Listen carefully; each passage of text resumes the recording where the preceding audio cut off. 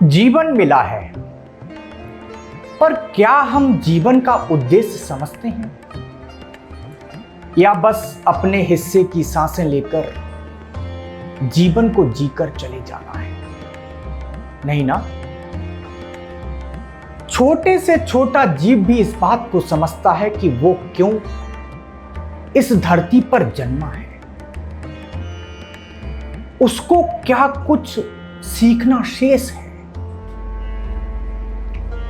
हम वर्ण और कर्म व्यवस्था की बात करते हैं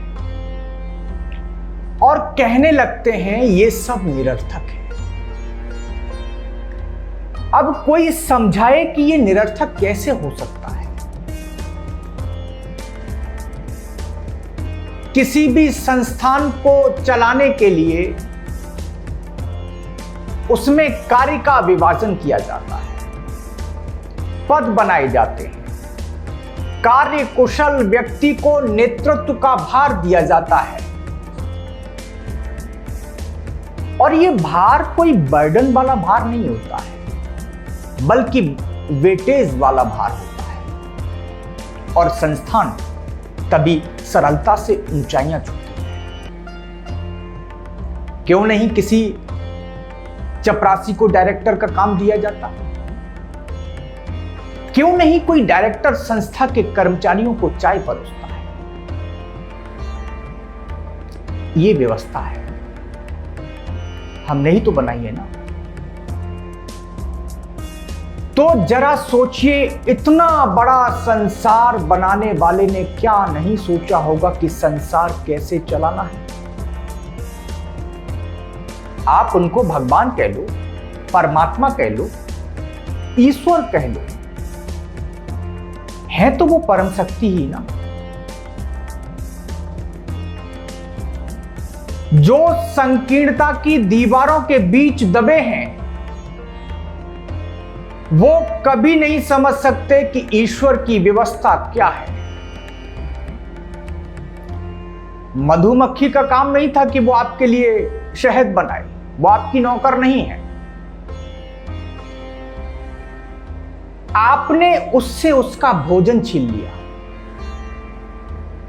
गाय माता ने कभी नहीं कहा कि उसका दूध मनुष्य के लिए है। प्रकृति ने उसका दूध उसके बछड़े के पालन के लिए दिया है।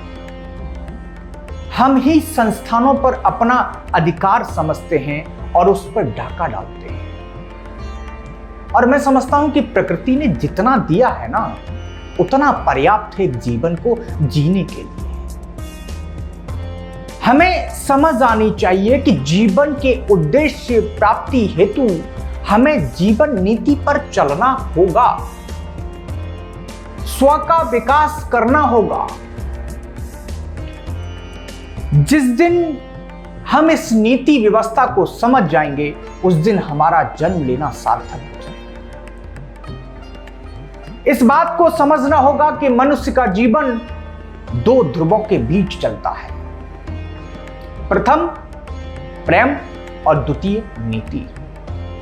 प्रेम हमें कोमलता का प्रभाव करता है और नीति हमें दिशा देती है, मजबूत करती है। पर अक्सर हम इन दोनों में संतुलन नहीं बना पाते। जब प्रेम में होते हैं तो नीति को भूलकर बेवकूफ हो जाते हैं और जब नीति पकड़ते हैं तो प्रेम से दूर और कठोर हो जाते हैं। भगवान कृष्ण का जीवन हमें सिखाता है कि प्रेम और नीति एक दूसरे के विरोधी नहीं है, बल्कि एक दूसरे को पूर्ण करने वाले तत्व। प्रेम और नीति को यदि एक साथ धारण किया जाए तो मनुष्य का जीवन सम्मानजनक हो जाता है। वो जीवन दूसरों के लिए एक उदाहरण और एक प्रेरणा बन जाता है। कृष्ण राधा से प्रेम करते हैं, सखियों और सखाओं के संग नृत्य करते हैं, पशुधन का पालन करते हैं। वो प्रेम में अधिकार अथवा बंधन की अपेक्षा नहीं रखते हैं, बल्कि प्रेम में सह अस्तित्व के महत्व को समझाते हैं। आज जब कोई रिश्ता टूटता है तो हम टूट जाते हैं, उसके लिए रोते हैं, बिलखते हैं और स्वयं को कमजोर करते हैं। पर भगवान कृष्ण सिखाते हैं कि प्रेम व्यक्ति से अधिक चेतना से जुड़ा होता है। जिस व्यक्ति को छोड़ना पड़ जाए उससे प्रेम करने का अर्थ समाप्त नहीं होता है। प्रेम में हम व्यक्ति को ही प्रेम का पर्याय बना लेते हैं। जब वह व्यक्ति चला जाता है तो लगता है कि प्रेम भी चला गया। कृष्ण सिखाते हैं कि प्रेम व्यक्ति में नहीं, प्रेम तुम्हारे हृदय की अवस्था में है। रिश्ता टूट जाए तो भी प्रेम की कोमलता भीतर हमेशा जीवित रहती है। जो व्यक्ति चला गया उसे जाने देना ही नीति है, और जो प्रेम भीतर समाया हुआ है उसे कर्म और आत्म विकास में लगा देना ही भगवान कृष्ण का मार्ग है। आप क्यों नहीं समझते हैं? प्रेम की ऊर्जा को अपने जीवन और कर्म में लगाना ही प्रेम की परिपक्वता है। उससे कुछ भी सीखा, उससे तुम्हारी चेतना में नई सीख जुड़ी। तुमने प्रेम द्वंद्व सीखा, तुमने करुणा सीखी, क्षमा करना सीखा, और यही सीख तुम्हारी अगली यात्रा में तुम्हारे साथ हो। कृष्ण की नीति कहती है कि कर्म तुम्हारा अधिकार है, लेकिन फल तुम्हारा उत्तरदायित्व नहीं है। जीवन में हर बदलता अवसर तुम्हें एक नई दिशा दे रहा होता है। जब कभी आपकी जॉब छूट जाए, शहर बदल जाए, रिश्ते टूट जाएं, तब भी कर्म में लगे रहना ही आपकी नीति है।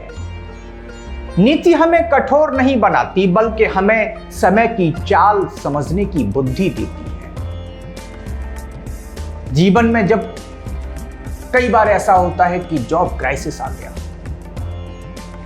कभी कभी हमें असफलता मिलती है, तब हम भविष्य की चिंता में कर्म करना छोड़ देते हैं।